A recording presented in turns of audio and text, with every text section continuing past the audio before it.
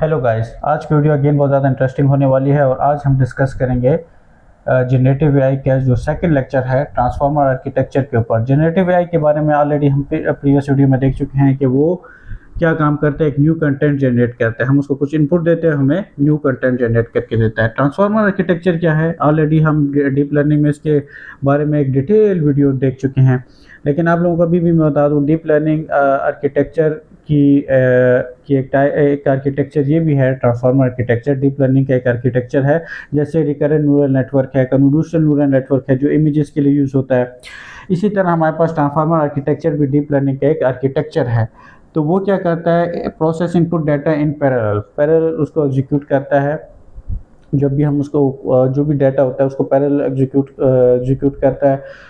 ठीक है, जिस तरह हम चैट जीपीटी में देते हैं, उसको इनपुट देते हैं तो वहाँ पे उसको वो पैरेलल एग्जीक्यूशन का मतलब ये है, वहाँ पे हमारे पास थाउजेंड्स ये जीपीयू जो है। अच्छा, जीपीयू समझना है उसके लिए पहले तो कि हमारे पास एक तो होता है आम कंप्यूटर में सीपीयू। ठीक है, अब जीपीयू क्या है, ग्राफिक प्रोसेसिंग यूनिट। बेसिकली वहाँ पे हमारे पास बहुत सारे, उसमें थाउजेंड्स ऑफ कोर्स होते हैं।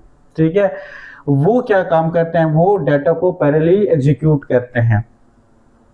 क्योंकि अगर हम चैट जीपीटी को अगर फॉर एग्जांपल इनपुट दे और अगर वो जीपीयू के बजाय अपने सिर्फ सीपीयू से करेगा, फिर तो वो तो हैंग ही हो जाएगा। क्योंकि यहाँ पे तो बहुत ज़्यादा डाटा है। ठीक है, बहुत ज़्यादा डाटा से चैट जीपीटी को अब ट्रेन किया गया है, तो वो तो ये नहीं कर सकता कि नॉर्मल कंप्यूटर से उसको वो करे।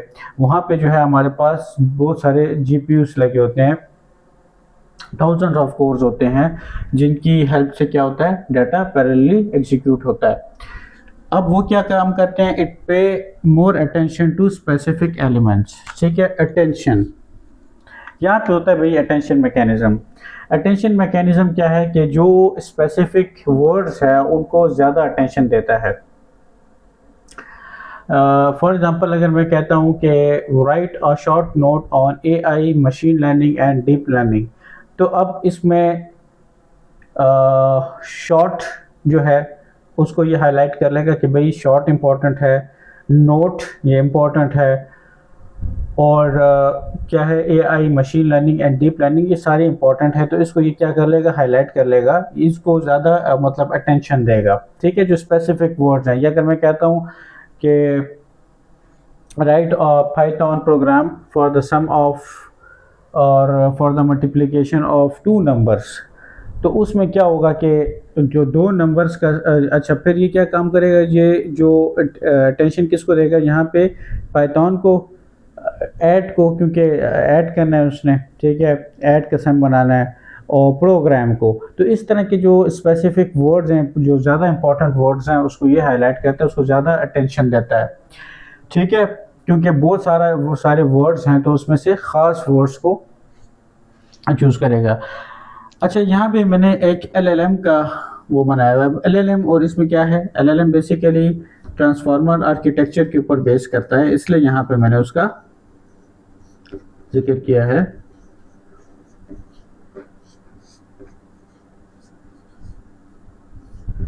गाइस,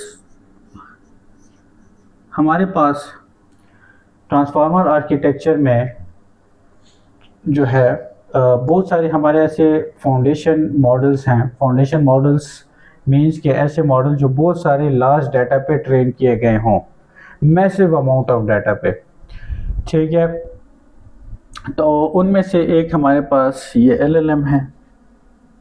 ठीक है, और एलएलएम भी जो है ये ट्रांसफॉर्मर आर्किटेक्चर के ऊपर बेस्ड करता है, जहाँ पे हम उसको इनपुट देते हैं, वो हमें उसका आउटपुट देता है। अब इसको जो है LLM stands for large language model.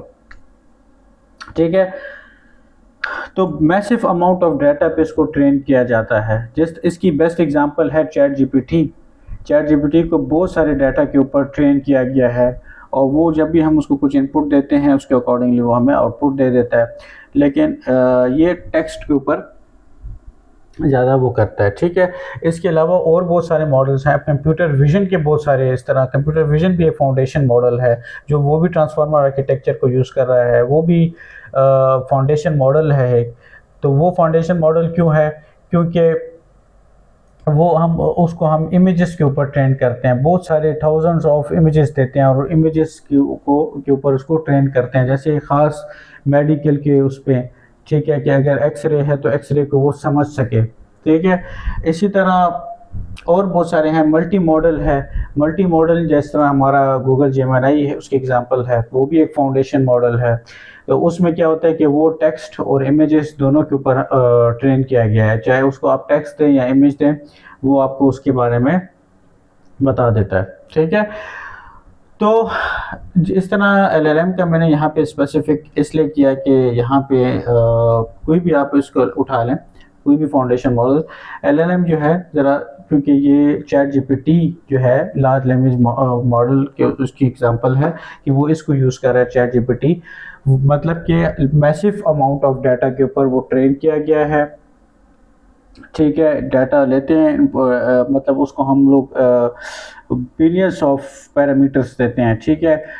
और बहुत सारी डोमेन्स के ऊपर काम कर रहा है, कोई ख़ास एक डोमेन नहीं, मतलब हर हेल्थ के बारे में आप पूछें चैट जीपीटी को या जिस बारे में भी, तो वो आपके टेक्स्ट को समझता है और उसके अकॉर्डिंग रिप्लाई देता है। तो वो लार्ज लैंग्वेज मॉडल को यूज़ करता है और लार्ज लैंग्वेज मॉडल यूज़ करता है ट्रांसफार्मर आर्किटेक्चर को, ठीक है। तो यही काम है हमारा जनरेटिव एआई के भी। तो ट्रांसफार्मर आर्किटेक्चर जो है बेसिकली फिर जनरेटिव एआई के उसमें आ जाता है, ठीक है, कि जनरेटिव एआई जो है वो तो एक जेनेरिक टर्म है, तो उसके अंदर वो जो है ट्रांसफार्मर आर्किटेक्चर को फिर फर्दर यूज़ कर रहा है, ठीक है। तो ये सारी कहानी है, इस वजह से मैंने आप लोगों को ट्रांसफार्मर आर्किटेक्चर के बारे में आज बताया है, ठीक है, क्योंकि ये बहुत ही इम्पोर्टेंट कॉन्सेप्ट है, क्योंकि आप लोगों को पता होना चाहिए कि जनरेटिव एआई क्या काम कर रहा है, बैकएंड पे किस तरह चल रहा है, क्योंकि चैट जीपीटी है या गूगल जेमिनी, ये सारे एग्जांपल्स हैं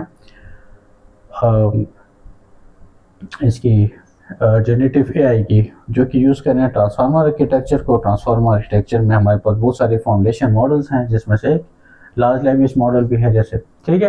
तो गाइस, अगर वीडियो आप लोगों को पसंद आई हो तो काइंडली इसको लाइक और सब्सक्राइब कर दें। Thank you so much. अल्लाह हाफिज़।